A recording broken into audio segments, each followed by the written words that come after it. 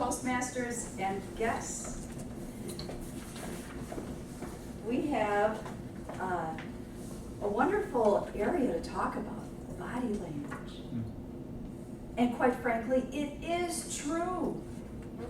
Birds have body language too. We wouldn't normally think that, but they certainly do. Never in a million years would you think that Helen would become a bird watcher. I always thought bird watchers were a little geeky.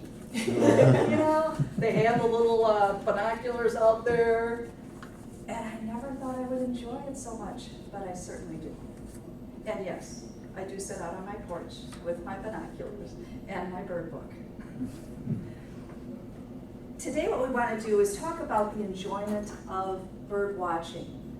It can be a very active, participating type of a situation where you literally hear the call of the bird, you take your binoculars out, you walk into the woods and you follow it. And you continue going until you can actually see the bird and you can see them calling, making their little calls. So as they go through, we can go and find different kinds of birds. So then you're going to hear a different call and you're going to try and track that down. So what we want to do today is looking at it a little more passively.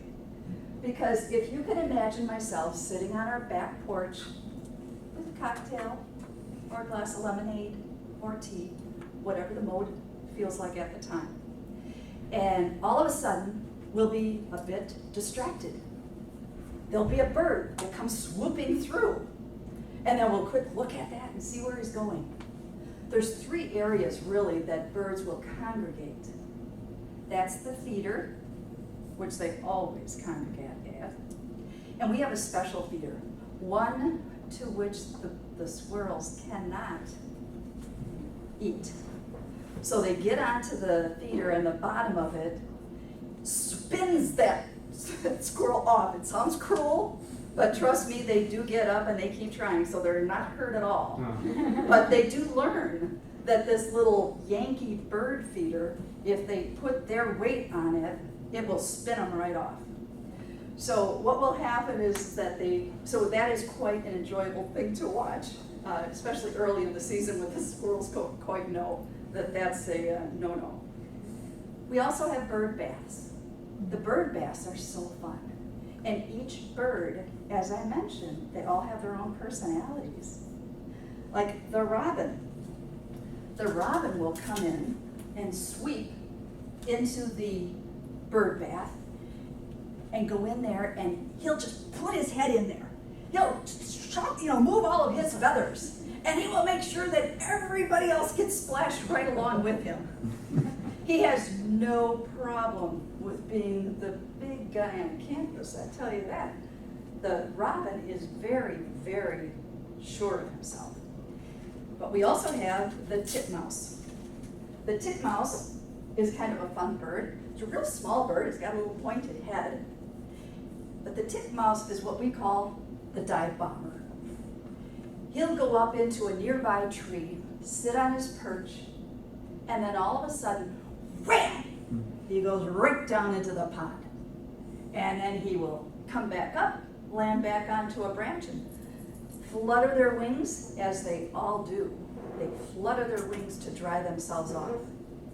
Something else that was very interesting in looking at the bird bath and the pond, which will be my third area, but what they find is that when you hear the birds fly in, you can hear them, but they're kind of quiet. That is, except the hummingbird. The hummingbird goes by and you can really hear a hummingbird. You may not think so, but they're very loud with their wings flapping. But otherwise, when they come into the pond, they come in, they get all wet, and when they come out of the pond, the wings to which they're flapping get very, very loud. So it's much louder, the sound from that bird while they're wet. So we've got the feeder, we've got the bird bath, and of course the pond. A blue jay. A blue jay is another one of those birds that has quite a stance.